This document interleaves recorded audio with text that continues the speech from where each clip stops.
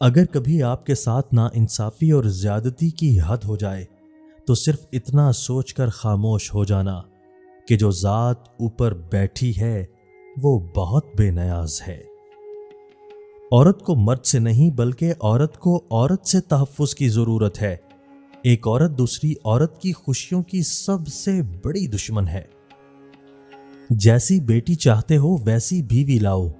عزت کے موتی پر اگر ذرا بھی میل آ جائے تو سینکڑوں افراد بھی دھو نہیں سکتے۔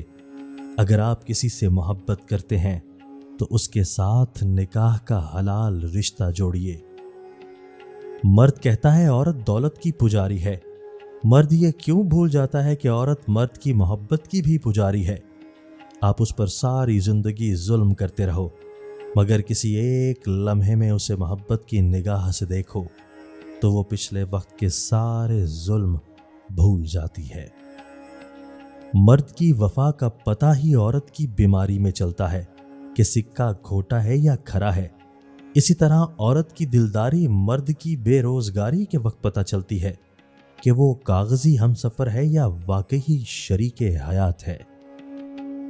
اس مرد کی مخلصی پر کبھی شک مت کرنا جس کا دل ہر بار دکھا ہو اور غلطی نہ ہونے پر بھی وہ اپنی عورت سے معافی مانگے۔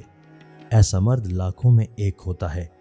جو رشتہ کبھی ختم نہ کرے وہ اس عورت سے بد نصیب کوئی نہیں جو ایسے مرد کو کھو دے۔ کچھ لوگ اپنی بہن بیٹیوں کے لیے تو دنیا کا ہر سکھ چاہتے ہیں لیکن دوسروں کی بیٹیوں کو لا کر دکھ دینا ان کا فرض ہوتا ہے۔